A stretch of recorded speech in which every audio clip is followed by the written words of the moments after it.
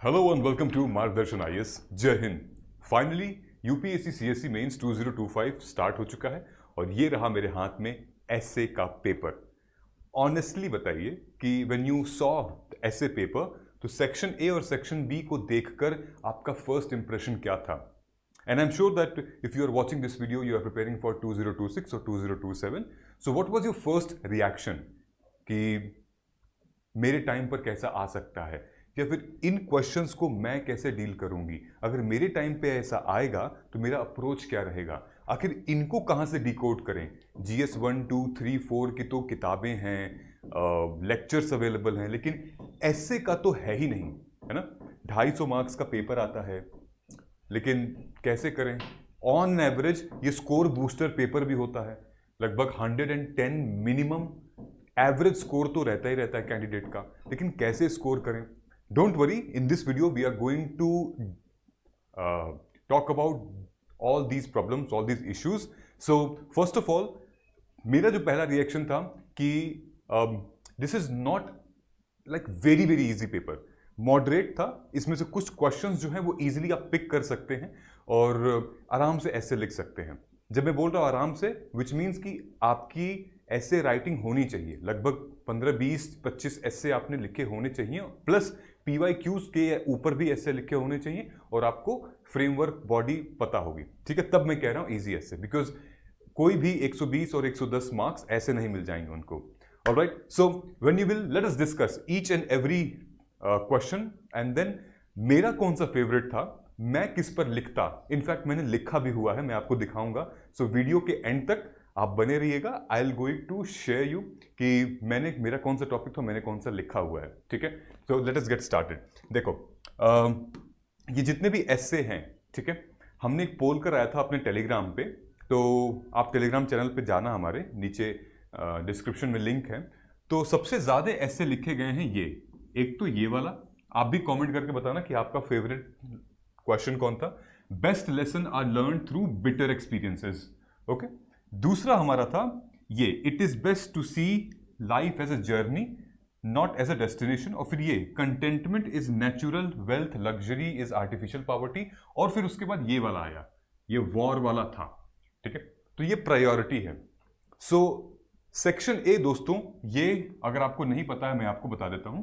ऐसे में 2 क्वेश्चंस करने होते हैं, दोनों क्वेश्चन, एक क्वेश्चन 1000 से 1200 वर्ड का होता है, ठीक है, ऑलमोस्ट 125 मार्क्स। दूसरा भी same, word limit 125 marks, total 250 marks का पेपर होता है। इसमें से हमें, मतलब जितना आप स्कोर कर लो, ठीक है। ऑन एन एवरेज जो रैंकर्स, मैंने 3 साल के एनालिसिस की है रैंकर्स के स्कोर की, on an average ranker score करते हैं 120, 115 टू 120 स्कोर करते हैं इस पेपर में। ये स्कोर बूस्टर भी है, और हाईएस्ट जो है वो 140 प्लस भी चला जाता है, ठीक है। सो कैसे हम अपनी क्लैरिटी लेकर आए, इन सारे, एक लाइन लिखा हुआ है, लेकिन एक लाइन के बेसिस पे मैं कैसे 1200 वर्ड लिखूंगी या लिखूंगा, ठीक है। That makes more think about it. तो डोंट वरी, हम लोग डिस्कस करते हैं इस पूरे के पूरे ऐसे के पेपर में, ठीक। अब अगर मैं कहूं, इतना ज्यादा भी टफ नहीं था। There are many good questions जो कि हम आमतौर पे इन चीजों के बारे में बात करते हैं यार, ठीक है। जैसे ये देखिए, जीवन को एक यात्रा के स्वरूप में देखना सर्वोत्तम है, न कि एक गंतव्य के रूप में, मतलब डेस्टिनेशन। इसके बारे में हम लोग खुद बात करते रहते हैं, जर्नी के बारे में बात करते हैं। मैंने अपने वीडियोस में कई बार बात किया है ऐसी चीजों के बारे में। भगवद गीता बात करता है इसके बारे में, गौतम बुद्ध बात करते हैं इसके बारे में, ठीक है, महावीरा बात करते हैं इसके बारे में। Lot of people talk about this statement, ठीक है। ये देखिए, ये तो बहुत बहुत पुराना स्टेटमेंट है, ये सुनजू का स्टेटमेंट है। क्या स्टेटमेंट है? कि अपने एनिमी को, अपने शत्रु को, जरूरी नहीं है कि खून से लथपथ कर दो, नहीं, बिना खून से भी कुछ युद्ध जीते जा सकते हैं, बिना युद्ध के भी कुछ चीजें जीते जा सकती हैं, विदाउट फाइटिंग। अभी इसके ऊपर भी हम लोग आएंगे, ठीक है। So let us get started. देखिए, हमारा जो मेंस गाइडेंस प्रोग्राम था उसमें हमारा एसए पेपर 3 था, ठीक है। एसए पेपर 3, और मैं आपको दिखाऊंगा, we focused primarily on philosophical, क्योंकि जो ट्रेंड था यूपीएससी का, जब हमने पीवाईक्यू की एनालिसिस की, ये हमें था कि टोटल 8 क्वेश्चंस में से एटलीस्ट 5 तो फिलोसॉफिकल आ रहे हैं, which means self help kind of question. It's all about you. It's not about the technology, society, history, polity, economics, geography. No, it's about you. मतलब आपके बारे में, आपके थॉट प्रोसेस के बारे में, हैप्पीनेस के बारे में, आपके विजडम के बारे में, आपकी क्लैरिटी के बारे में, ट्रूथ के बारे में, ठीक है, इन सारी चीजों के बारे में, ठीक है, ऐसे क्वेश्चंस आते हैं। तो हमने क्या किया, देखिए ये सेक्शन बी था हमारा, हमने काफी इसमें फिलोसॉफिकल रखा था एंगल, जो कि प्रैक्टिस के लिए बहुत अच्छा था, और इसका कंटेंट भी आप अपने जो रियल मेंस का पेपर था आप वहां यूज कर सकते हो। देखिए, happiness is not something readymade, it comes from your own action. Alright, then ये देखिए, pursuit of truth is more than important than the position of it. Okay, so जो हमारा ट्रुथ वाला भी क्वेश्चन था, एक truth has no colours and all, तो आप ऐसे क्वेश्चंस लिख सकते हैं। एक एनालिसिस देखते हैं हम लोग। इस बार जो क्वेश्चन है, इस बार एक या दो ऐसे क्वेश्चंस हो सकते हैं जो कि सब्जेक्ट ओरिएंटेड होगा, बाकी सारे के सारे क्वेश्चंस जो थे, almost 6 questions was from philosophical essay. लेकिन ये जो मैं आपको एनालिसिस दिखा रहा हूं वो 2013 से 2024 की एनालिसिस है, कि in last 11 years philosophical essay has came 12 times. ठीक है, लास्ट ईयर इट केम लगभग 1 या 2 लास्ट ईयर थे, 2-3 मान लेते हैं। ठीक है, उसके बाद साइंस एंड टेक पे भी था, देन उसके बाद एक सोशल इश्यू पे भी था, then polity governance, then environment पे था। लेकिन इस साल ऐसा कुछ नहीं है, ये डेटा जो है बढ़ के चला जाएगा 18। So the weightage of philosophical essays good, जिसका ऑप्शनल सोशियोलॉजी है, फिलॉसफी है, साइकोलॉजी है, मे बी एंथ्रोपोलॉजी, उसने शायद पेपर को फोड़ दिया होगा लिटरली। अगर फिलोसॉफिकल जिसका भी है, साइकोलॉजिकल, उसने पेपर फोड़ दिया होगा, क्योंकि एक तो वैसे भी उनने अपने ऑप्शनल पे काम किया हुआ है। Okay, so let us started. देखिए यहां ये जो पहला कोट है हमारा, ये वाला, the supreme art of war is to subdue the enemy without fighting. ठीक है, ये किसका कोट है? सुनजू का कोट है। सुनजू जो कि एक Chinese, ancient Chinese military strategist थे। ठीक है, ये कोट है, even you will search on Google, this will come. Okay, every battle is won before it is fought. Sun Tzu. ठीक है, तो ये the supreme art of war is subdue the enemy without fight. अब मुझे ये बताइए कि कई सारी युद्ध हैं आज के टाइम में भी जो कि लड़ी जा रही हैं, जैसे कि आज के डेट में क्या अमेरिका और चाइना कभी युद्ध हुआ है इनके बीच में? नहीं हुआ है, लेकिन अभी कर रहे हैं ना ये युद्ध। ठीक है, अभी देख रहे हो ना चाइना और अमेरिका के बीच में कितना ज्यादा टैरिफ को लेकर है, बट ये युद्ध कर रहे हैं। ठीक है, तो आप इसको सेगमेंट वाइज, सेक्टर वाइज तोड़ सकते हैं। सेक्टर वाइज मतलब कि फॉर एग्जांपल कि इकोनॉमी, आप ऐसी क्या क्या चीजें करेंगे? पॉलिटिकल, ठीक है, पर्सनल। जब मैं पॉलिटिकल बोल रहा हूं तो भाई नेगोशिएशन करेंगे, डिप्लोमेसी करेंगे, टॉक्स करेंगे, ऑलराइट। फिर उसके बाद हम अगर हम बात करें इकोनॉमी, आप ट्रेड करेंगे। ठीक, अब जैसे यूएस ने किया ही है ना चाइना के साथ। ठीक है, तो ऐसी सारी चीजें रहेंगी, विच मीन्स कि अगर हम डिटेल में इसके एनालिसिस करते हैं, सो अब एग्जांपल देखिए, रशिया और चाइना, रशिया और अमेरिका। सो यूएस और यूएसएसआर कभी भी एक दूसरे से मतलब आमना सामना नहीं हुआ है, आमना सामना कभी नहीं हुआ, लेकिन वो कंपटीशन में रहे हैं एक दूसरे के, starting from the space sector. जो वो करते हैं वो ये लॉन्च करते हैं, जो वो करते हैं वो ये लॉन्च करते हैं, एक दूसरे की कंपटीशन में रहते हैं ये लोग। ठीक है, तो कहीं ना कहीं कि आप पहले ही ऐसी चीजें करें कि फाइट करने की जरूरत ही ना हो। The supreme war of art is subdue enemy without इतना। ऐसे को लिखने के लिए सबसे अच्छी बात यह भी है कि आप इस पूरे के पूरे टर्म को पैराफ्रेज कर दीजिए, rephrase it, rephrase in your own words. Okay, so ये तो था हमारा पहला क्वेश्चन।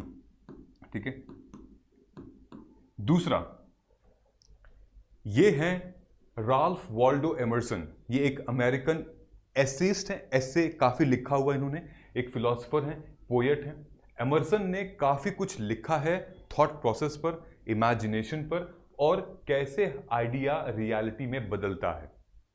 ठीक है, तो आप चाहें तो आप इनको गूगल कर सकते हैं और इनके जितने कोट्स हैं आप एक बार देख सकते हैं, नजर मार सकते हैं। तो कुछ चीजें मैंने निकाली हैं, जैसे कि ये thought finds a world and create one also, ठीक है। अब ये सेम चीज अगर हम देखें यूपीएससी सीएससी 2024 में, all ideas have large consequences are always simple, यानी कि ऑल आइडिया, ऑलमोस्ट जो आइडियाज सिंपल होते हैं उन्हें लार्ज कॉन्सिक्वेंसेज उसके होते हैं, ठीक है। तो ये थॉट्स क्या है, it's like a idea, thought process, okay. आप हमारे इकोनॉमी ले लीजिए, इंडिया की इकोनॉमी जब आजाद हुआ था, भारत वॉज लिटरली शैटर्ड, कुछ नहीं था। आज की डेट में we are at the world's 4th largest economy. तो एक ड्रीम था, एक थॉट था, थॉट कि मतलब इसको हम बहुत अच्छे तरीके से लेकर जाना है, हम प्राइवेट प्लेयर्स को ओपन करेंगे। एक थॉट था एलपीजी रिफॉर्म, ठीक है, प्राइवेटाइजेशन, ग्लोबलाइजेशन, ताकि हम इंडस्ट्रियलाइजेशन करेंगे, एफडीआई को लेकर आएंगे, इंडस्ट्रीज यहाँ पे स्टैब्लिश होंगी। अब एक थॉट है क्या, 2047, क्यों आप कि क्या हम बनाना, वर्ल्ड विश्व गुरु बनना है, फिर से हमें नंबर 1 बनना है, ये थॉट है। कैसे होगा, अब उसके लिए हम हेल्थ केयर में, एजुकेशन में, स्पेस में, टेक्नोलॉजी में हमारा क्या मिनिमम छोटा छोटा गोल्स है, ठीक है। तो thought finds a world and creates one also. So thought process को हम लेकर जा सकते हैं अपने, कि पहले थॉट आता है, उसके बाद then execution comes, okay. So ये क्वेश्चन भी रिपीट हुआ था एक तरीके से, अगर आपने इसके ऊपर लिखा होगा कंटेंट तो डेफिनेटली ये सेम चीज इसमें रेप्लिकेट की जा सकती है। फ्रेमवर्क हमारे अलग अलग हो सकते हैं, ऑलराइट। फिर इनका था एक ये 6 और 7 वाले पे मैंने लिखा हुआ है, मैं आपको बता दूंगा। 6 पे the years teach much which the days never know, okay. मतलब एक तरीके से कि साल भर, मतलब छोटे छोटी जो चीजें हैं उनसे बड़ा एक लंबा, यानी कि आपका साल, 2 साल, 3 साल जो आपको सिखा जाएंगे, वो एक दिन में आप नहीं सीख पाएंगे, ठीक है। एक दिन में आप वो चीज नहीं सीख पाएंगे जो आपको पूरा जर्नी बता देगा। अब फॉर एग्जांपल यूपीएससी को ही आप ले लीजिए, you are preparing for UPSC CSC examination, so you cumulatively you think कि लास्ट 1 ईयर में what I have learned, what I have understood, okay.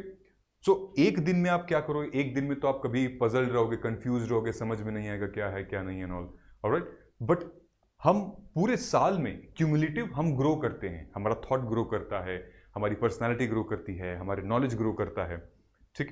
So the years teach much wise. यहां पर आपको are and D का बहुत बड़ा role यहां पर प्ले करना पड़ेगा, रिसर्च एंड डेवलपमेंट का, क्योंकि हम टाइम लगाते हैं किसी भी चीज को करने में। कोविड की वैक्सीन के बारे में आप बात कर सकते हैं, आप इसरो जो चंद्रयान 3 बीच में जो नहीं हो पाया, अनसक्सेसफुल हो पाया, फिर उसके बाद चंद्रयान 3 लॉन्च हुआ था, उसके बारे में हम बात कर सकते हैं। अपने डिफेंस सेक्टर के बारे में हम बात कर सकते हैं, आप किसी अपने पर्सनल स्टोरी के बारे में आप बात कर सकते हैं, ठीक है।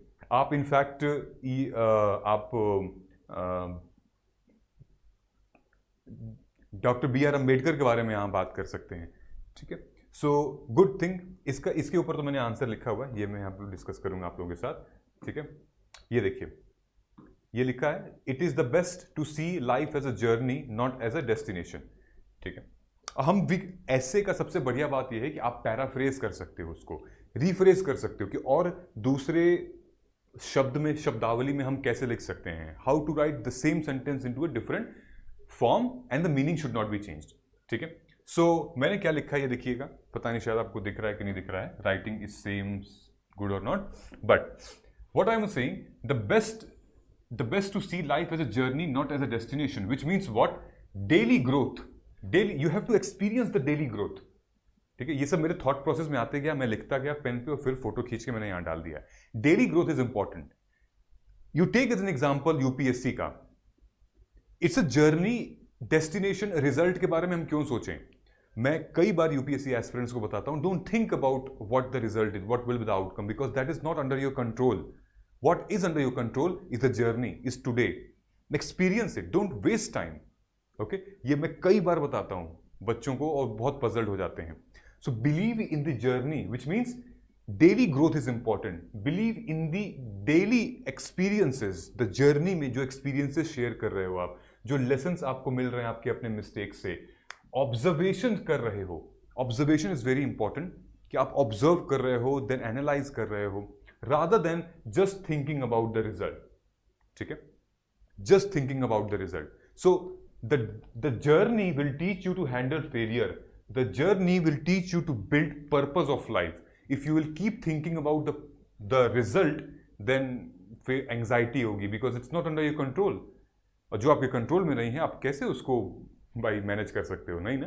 तो भगवत गीता भी यही कहती है कि कर्मण्येवाधिकारस्ते मा फलेषु कदाचन मा कर्मफला हेतुर्भुर्मुते संगोत्सिवा अकर्मणि. कि आप कर्म करो, और जो फल के बारे में क्यों सोचते हो? क्यों सोचते हो कि वहां जाएंगे क्या मिलेगा, उनके यहाँ जाएंगे तो मुझे कैसे ट्रीट किया जाएगा? Don't think about it, let it be. आप अपने ऊपर फोकस करिए ना. देखिए यहाँ पे मैंने कुछ डायमेंशंस लिखे हुए हैं, हम इन चीज़ों को फोकस कर सकते हैं. For example Mahatma Gandhi south Africa, उनको नहीं पता था उस टाइम पे कि इंडिया जब वो जाएंगे तो क्या महात्मा गांधी कहलाएंगे, तब वो महात्मा बनेंगे.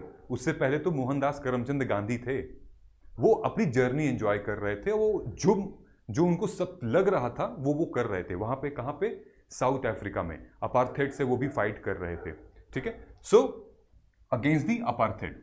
ओके. फिर इंडिया आए और अगेन एक विजन लेकर चला और काम करते गए. ठीक है. बहुत ज्यादा आउटकम पे फोकस नहीं हुआ. एक विजन था, हम आज करेंगे और आज चलेंगे. ठीक है. उसके बाद भगवत गीता का मैंने आपको बताया था, मे बी आप ये लाइन भी लिख सकते हैं भगवत गीता से, live the path not the prize. Live the path not the prize. क्या रिवॉर्ड मिलेगा, वहां क्या होगा, मुझे क्या मिल सकता है, डोंट थिंक अबाउट इट. ठीक है. Karma is in your hand. Economy के बारे में हम कर सकते हैं, कैसे हम 0 से 4th में चले, मतलब जर्नी क्या थी हमारी. आप किसी भी चीज की जर्नी को, एलपीजी रिफॉर्म की जर्नी को, हमारी लेट्स से कोऑपरेटिव्स जो अमूल थी उसकी जर्नी को, ग्रीन इकोनॉमी की जर्नी को आप नोट करा सकते हैं, टेक रिवोल्यूशन की जर्नी को नोट करा सकते हैं, चंद्रयान की जर्नी को आप नोट. तो journey is very important, what we understand, what we try to achieve it. Alright. फिर देखिए कॉम्पिटिटिव एग्जामिनेशन, जानबूझ के मैंने लिखा है, बहुत इंपॉर्टेंट है जर्नी. देखो सोल्जर्स के बारे में आप लिख सकते हो, आर्मी के बारे में, डिफेंस के बारे में आप लिख सकते हो. देखो जंग कुछ रोज थोड़ी होती है, जंग डेली नहीं होती है ना. जंग तो एक दिन होती है या फिर एक आध हफ्ते चलेगी. बट ये जो है आर्मी डिफेंस, ठीक है, ये जर्नी एंजॉय करते हैं. मतलब रोज एक्सरसाइज करते हैं, रोज प्रैक्टिस करते हैं, रोज मतलब वो ड्रिल होती है. तो they enjoy the journey, they understand the process. Then उसके बाद एथिकल प्रोग्रेस ओवर ऑब्सेशन. अगर आप जर्नी पे फोकस करेंगे तो आप एथिकली बहुत फोकस करते रहेंगे. मतलब आप हर एक स्टेप पे एंजॉय करते हुए जाएंगे. माइंडफुलनेस होगा, क्लैरिटी रहेगी, है ना. ठीक है ना. So movement defines the meaning. आप चलते रहो, घर वालों को भी पता होगा, बोलते हैं ना, चलते रहो, करते रहो, हो जाएगा. सो ये मैंने एक फ्रेमवर्क लिखा था, आप ऐसे चीजें मेंशन कर सकते हैं. ठीक है. इनफैक्ट जब मैंने बताया ना कि हमारा जो एसए का 6th पेपर है, उसमें ये पूरा का पूरा section A section B what we did हमने फिलोसॉफिकल ही रखा था, क्योंकि एक इंट्यूशन आ रहा था कि कहीं ना कहीं शायद फिलोसॉफिकल क्वेश्चन अगर पूछ देंगे तो क्या होगा. तो when you will see here, dharma is not duty imposed but harmony discovered. Vasudhaiva Kutumbakam can ancient ideals guide a fragmented world. फिर सत्यम शिवम सुंदरम, है ना, 3 पिलर्स ऑफ इंडियन थॉट. फिर उसके बाद ahimsa to Antyodaya, ethical living as invisible to Indian reformers and सागाज. ये सारे क्या हैं आप देख रहे हो. इसमें से कोई भी ऐसा टॉपिक नहीं है जो कि हम सब्जेक्ट ओरिएंटेड दे दिए हैं. It's all about the ethical, philosophical and self help वाले टॉपिक हैं. ठीक है. सो when you will practice these topic, ठीक है, प्रैक्टिस करोगे तो क्या पता एक आध क्वेश्चन ऐसा बन जाएगा. और अगर ऐसे में किस्मत सही रही ना बॉस तुम्हारी, एक क्वेश्चन बन गया तो मामला सेट है, मतलब कि गए, मतलब हो गया. ठीक है. लेकिन हाँ, उसके लिए प्रैक्टिस करनी पड़ेगी और समझना पड़ेगा. और यही सारी चीजें हम लोग अपने मेंस गाइडेंस प्रोग्राम एसए में कराते हैं. ठीक है. एसए विच इज, अगर आप अभी से इसमें एनरोल करते हो तो अभी जनवरी तक इसकी वैलिडिटी है, और जनवरी के बाद फिर हम प्री में चले जाएंगे. प्री क्लियर कर लेंगे तो फिर वो रेज्यूम हो जाएगा. Okay. It's very very affordable, it's only 1800 something. तो आप 2 एसए लिखिए, हम वीकली उसको रिव्यू करेंगे. आप अभी से लेकर और दिसंबर तक हर हफ्ते 2 एसए लिखिए. देखिए आप बहुत ग्रो कर जाओगे. बहुत guidance is very very important in it. Okay. कि हाँ, क्या अब ये टॉपिक आया है तो अब किस टॉपिक पे लिखना है, वो डायमेंशन क्या है, किस डायमेंशन पे हम लिख सकते हैं, दैट इज वेरी इंपॉर्टेंट. बाकी लोग तो ऐसे लिख ही रहे हैं, लोग इवैल्यूएट कर ही रहे हैं, और मेरे साथ क्या है, आपका कनेक्ट रहेगा. 1-to-1 कनेक्ट रहेगा और आप दिखा सकते हो, कोई प्रॉब्लम नहीं है. ऐसे writing guidance programme, and then it's an art. Writing is an art, so it's available in Hindi and English medium both, दोनों माध्यम में, अंग्रेजी हिंदी दोनों में है और करेंगे. ठीक है. So next, Socrates. सोक्रात के ऊपर क्वेश्चन आया था, मतलब सोक्रात के ऊपर नहीं आया था, सोक्रात के थॉट प्रोसेस के ऊपर. सोक्राट कौन थे? ग्रीक फिलोसफर थे एथेंस के, जिसको फिलोसफी का थॉट मतलब गॉडफादर कहा गया है. और he was among the first moral philosopher of ethical tradition of thought. इनको एनीवेज हम अपने इंडियन पॉलिटिकल थियरी में पढ़ते हैं, एथिक्स में पढ़ते हैं, एनीवेज इनको पढ़ते ही पढ़ते हैं. ये देखिए क्वेश्चन क्या आया था. Contentment is natural wealth, luxury is artificial poverty. ऐसा ही ठीक एग्जैक्टली यहां पे कंटेंटमेंट, सेटिस्फैक्शन, हैप्पीनेस. ठीक है. और ऐसे ही क्वेश्चन 2024 में भी आया था. There is no part to happiness, happiness is the part. Okay. तो यहां पर कंटेंटमेंट की बात हो रही है, सेटिस्फैक्शन की बात हो रही है. ठीक है. और यहां पर क्या बात हो रही है? Luxury is artificial poverty. ठीक है. तो आप सब पॉवर्टी जब शब्द आ गया तो आप समझ गए हो ना कि कहीं ना कहीं सोसाइटल थोड़ा सा एंगल है और थोड़ा हमारा एक सेल्फ हेल्प वाला एंगल है, फिलोसॉफिकल एंगल थोड़ा सा है, क्योंकि यहां बात हो रही है कंटेंटमेंट इज नेचुरल वेल्थ. ठीक है. तो क्या होता है भाई? संतोष करना. आप तो सुना ही होंगे, घर वाले बोलते रहे संतोष रखो, संतोष करो. ठीक है. तो सेटिस्फैक्शन क्यों जरूरी है लाइफ में, देख लेते हैं हम लोग. ठीक है. तो ये मैंने अप्रोच बनाई थी, सो फटाफट मैंने बनाई. So contentment is natural wealth and luxury is artificial poverty. तो मैंने इसको तो पैराफ्रेज पहले किया था कि और क्या लिख सकते हैं इसको. तो कभी भी आप ऐसे को पैराफ्रेज करिएगा. ठीक है. इसमें थीसिस स्टेटमेंट काफी अच्छी आ जाती है. ठीक है. थीसिस और एंटी थीसिस भी इसमें अच्छी आ जाएगी. ठीक है. So we all know, I am sure आपको पता ही होगा कि thesis, anti thesis and then you conclude. तो थीसिस में हम सारे पावर्स बताते हैं, मतलब कि इसके वेरियस डायमेंशन वी डिस्कस, क्योंकि हमें इस बात को प्रूव करना होता है. यहाँ पे आपको क्वेश्चन मार्क नहीं दिया हुआ है, यहाँ पे फुल स्टॉप दिया हुआ है. तो आपको दिस इज अ स्टेटमेंट, तो आपको बताना होता है कि वाई इट इज इट. आप क्या इसमें डिटेल में एनालिसिस करने वाले हो. ठीक है. Contentment is natural wealth, why contentment is natural wealth, and then what leads to artificial poverty due to luxury. ये सारी चीजें हमें बतानी होती है. एंटी थीसिस में हम इसकी क्रिटिसिज्म करते हैं. ठीक. एंड देन क्रिटिसिज्म के लिए भी आपको एग्जाम्पल देने जरूरी हैं. तो फॉर एग्जाम्पल, जैसे लग्जरी इज आर्टिफिशियल पॉवर्टी, मतलब कि आर्टिफिशियल पॉवर्टी का मतलब या तो एक्सटर्नल या एक्स्ट्रा एक्यूमुलेशन ऑफ वेल्थ. ठीक है. विच मीन्स, जैसे मान लीजिए कि एक हैप्पीनेस इंडेक्स आया था. तो इंडिया जो है एक ऐसी कंट्री है,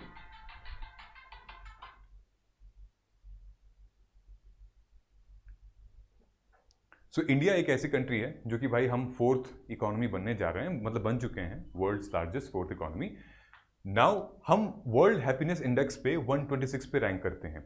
but when we talk about Bhutan, Bhutan का जो नेशनल हैप्पीनेस इंडेक्स है वो सबसे अच्छा है, इंडिया से भी अच्छा है. विच मीन्स व्हाट, कि वो लोग कहीं ना कहीं कंटेंटमेंट में हैं, मतलब कंटेंटेड है, यानी कि सेटिस्फाइड हैं, और किसी किसी एरिया में वो लोग बहुत अच्छा कर रहे हैं.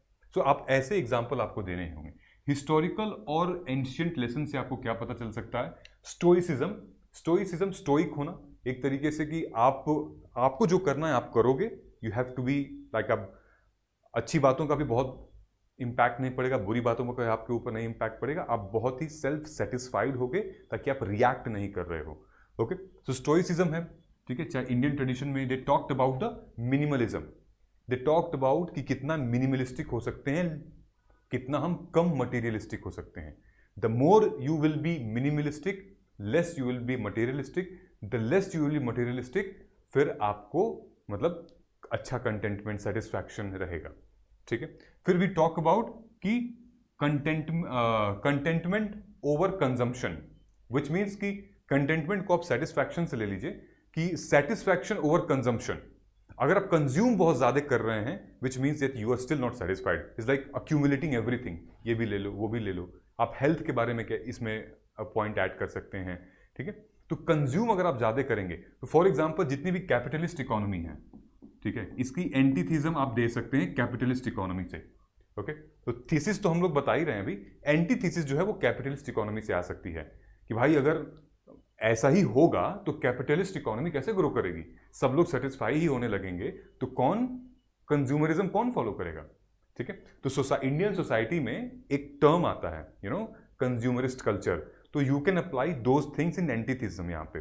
ठीक है, सो ये हो गया कंटेंटमेंट ओवर कंजम्पशन। फिर mindfulness and then emotional intelligence, यानी कि contentment satisfaction is mindfulness. Your mind will be in peace, आप शांत रहोगे, क्लैरिटी रहेगी, एक बेटर डिसीजन आप ले पाओगे, and then emotionally, like if somebody wants to make you emotionally fool, then you will understand आपको टारगेट किया जा रहा है, then emotionally you will take a good decision. Okay, not due to influence of something but take a good decision. आप example दे सकते हो इसमें, जैसे केरला का सेल्फ हेल्प ग्रुप मॉडल जो है, ठीक है, that they are empowering the local rural women, ताकि वो इकोनॉमिकली खड़े सेल्फ एम्प्लॉय हो जाएं, and then poverty alleviation and all. So what is that? That is the contentment as a natural wealth. Okay, कि उनको एक मौका दे रहे हैं, तो गवर्नमेंट अपनी तरफ से एक कंटेंटमेंट, यानी कि the government is satisfied because they are proving the result. What result? Maximum women, they are turning up, participating this thing, so that it's leading a women participation. ये भी है, तमिलनाडु में भी है। SDG गोल हमारा 12 है कंजम्पशन के ऊपर। ठीक है, ये बहुत अच्छा पॉइंट मुझे लगा था क्लाइमेट का। अभी हम क्या कर रहे हैं कि ओवर कंजम्पशन कर रहे हैं। ठीक है, एनीथिंग, कि अगर हम ओवर कंज्यूम करेंगे चाहे जो भी हो, तो क्लाइमेट का उस पर बहुत बड़ा इंपैक्ट आएगा। डिमांड उतनी ज़्यादा होगी, जितनी ज़्यादा डिमांड होगी तो फिर जो सप्लाई कर रहा है वो कुछ ना कुछ करके आपकी डिमांड को मीट करेगा ही करेगा। ठीक, तो यहाँ पर फॉर एग्जांपल अगर हम बात कर रहे हैं कि क्लाइमेट, कार्बन क्लाइमेट, या फिर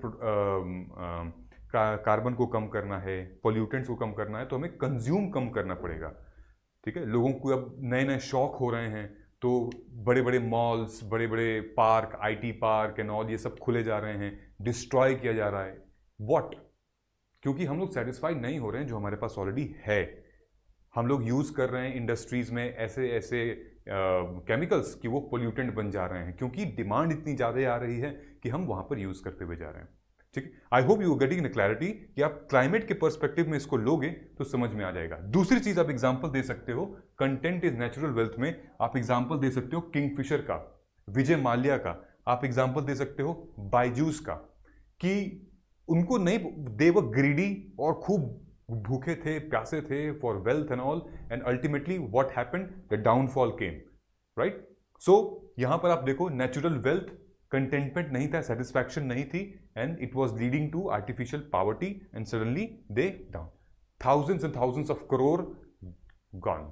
So these are the few things, ये हम ऐसे क्रिएट कर सकते हैं जो कि मैंने बनाया हुआ है, लिखा हुआ है। ऑलराइट, एक और क्वेश्चन आता था, ये थोड़ा, इसको अलग से मैंने इसलिए लिखा है, थोड़ा टेढ़ा क्वेश्चन है। Muddy water is best cleared by leaving it alone. ये थोड़ा टेढ़ा क्वेश्चन था कि आप जिस अवस्था में हैं उस सब, अगर आप बहुत परेशान हैं, बहुत मतलब टेंशन है, तो खुद को छोड़ दीजिए अपनी जगह, चीज़ें ठीक हो जाएंगी।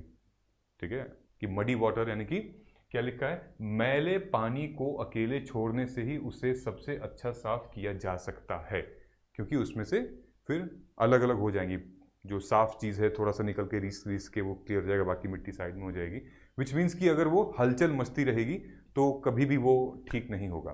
तो चाहे मैला मन है, मैला पानी है, मैला संगति है, बहुत परेशान है, तो उसको थोड़े टाइम तक आप छोड़ दीजिए, देखिए ठीक हो जाएगा। लेकिन ये चीज़ें ना बहुत सब पे अप्लाई नहीं होगी, कि आप हर चीज़ छोड़ नहीं सकते कि चलो छोड़ते हैं कुछ टाइम पे और फिर देखेंगे क्या होगा क्या नहीं होगा, है ना। तो ये थोड़ा सा ट्रिकी क्वेश्चन था, एंड मैंने पोल में भी देखा ये क्वेश्चन बहुत कम लोगों ने किया हुआ है। ठीक है, एनीवेज हम लोग इसकी डिटेल एनालिसिस करेंगे, और ये कोटेशन था इनका एलन वॉट का, जो कि एक ब्रिटिश अमेरिकन राइटर, स्पीकर और सेल्फ स्टाइल फिलोसोफर एंटरटेनर हैं, जो कि जाने जाते हैं अपने बुद्धिस्ट और हिंदू फिलोसफी के लिए। ठीक है, ये muddy water is the best cleared living it alone, Alan Watt ने ये लिखा हुआ है, ये इनका कोट था। ठीक है, उसके बाद गांधी जी के ऊपर काफ़ी कोट्स आए थे। एक तो नंबर 1 क्वेश्चन हमारा आया था ये वाला, पहला, ट्रूथ नोज नो कलर। ये बहुत अच्छा क्वेश्चन था, आप इसको बहुत डिटेल में लिख सकते हो, ट्रूथ नोज नो कलर।